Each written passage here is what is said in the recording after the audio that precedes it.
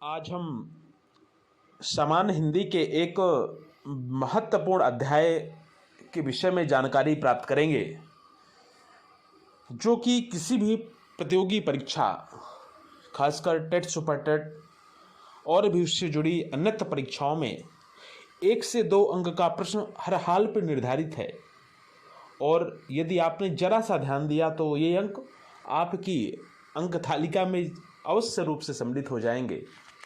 लेकिन ध्यान देने की बात यह है कि इसको बहुत ही बारीकी से समझना है कि वाच्य है क्या, वाच्य के प्रकार कितने हैं और किस किस प्रकार से परीक्षाओं में इसके अंतर्गत प्रश्न आते हैं। तो सबसे पहले हम जानते हैं वाच्य है क्या। वाच्य क्रिया के उस रूपांतरण को कहते हैं जिससे कर्ता, कर्म और भाव के अनुसार क्रिया के परिवर्तन का ज्ञान हो, क्रिया के रूप परिवर्तन का ज्ञान हो, उसे वाच्य कहते हैं। वाच्य के 3 भेद हैं। पहला भेद है कर्तृवाच्य, दूसरा है कर्मवाच्य और तीसरा है भाववाच्य।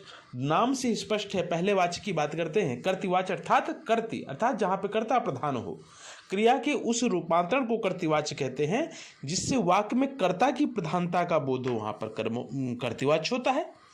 जिससे कह दिया जाए सोहन पुस्तक पढ़ता है, पुस्तक पढ़ने का काम कौन कर रहा है? सोहन, अर्थात कर्ता प्रधान है, सोहन यहाँ पे करता है। नीता पत्र लिखती है, पत्र लिखने का काम कौन कर रहा है? नीता, अर्थात यहाँ पर कर्ता की प्रधानता है। जहाँ पर कर्ता प्रधान हो वहाँ पर हमेशा कर्तृवाच्य होगा। और कर्तृवाच्य में क्रिया सकर्मक और अकर्मक, प्रश्न पूछा जाता है कि किस वाच्य में क्रिया सकर्मक और अकर्मक दोनों रूप में हो सकती है। तो कर्तृवाच्य में क्रिया सकर्मक और अकर्मक दोनों रूप में हो सकती है। फिर हम बात कर लेते हैं वाच्य के दूसरे भेद, कर्मवाच्य।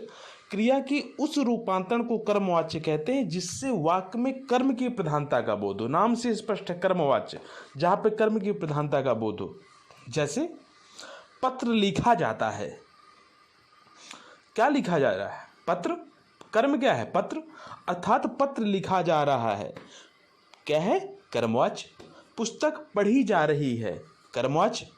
आम खाया जाता है, कर्मवाच्य। जहाँ पर कर्म की प्रधानता हो, कर्म को सर्वोच्चता प्रदान की गई हो, वहाँ हमेशा कर्मवाच्य होता है।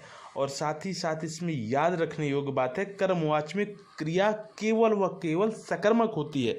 अभी मैंने बताया था कर्तृवाच्य में क्रिया सकर्मक और अकर्मक दोनों होती है, लेकिन कर्मवाच्य में क्रिया सिर्फ और सिर्फ सकर्मक होती है। क्यों?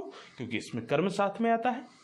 और भाववाच्य तीसरा महत्वपूर्ण प्रकार है वाच्य का, जो कि परीक्षा में मैक्सिमम यही पूछा जाता है।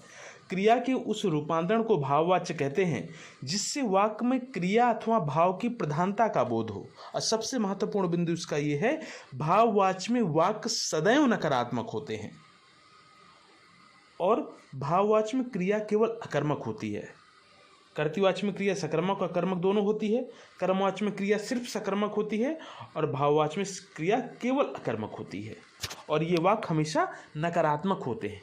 जैसे रोगी से सोया नहीं जाता, राम से दौड़ा नहीं जाता, राधा से गाना नहीं गाया जाता। अर्थात ये वाक्य नकारात्मक हैं और यहाँ पर भाववाच्य की प्रधानता है। अर्थात इस प्रकार हमने जान लिया कि वाच्य क्या है, वाच्य के 3 भेद कौन कौन से हैं और उनका प्रयोग किस प्रकार से परीक्षा में करेंगे और किस प्रकार से परीक्षा में प्रश्न पूछे जाएंगे। या तो पूछ लेगा वाच्य के भेद कितने हैं, या तो उदाहरण के रूप में कोई सा भी दे दिया, कर्तृवाच्य का उदाहरण या कर्मवाच्य या भाववाच्य पूछ लिया, निम्नलिखित में से कौन सा भेद है तो आपको बताना होगा। या फिर पूछ सकता है कि बताइए सकर्मक और अकर्मक क्रिया का प्रयोग किस वाच्य में होता है, या सकर्मक क्रिया का केवल सकर्मक क्रिया का किस वाच्य में प्रयोग होता है, या अकर्मक क्रिया का किस वाच्य में प्रयोग होता है।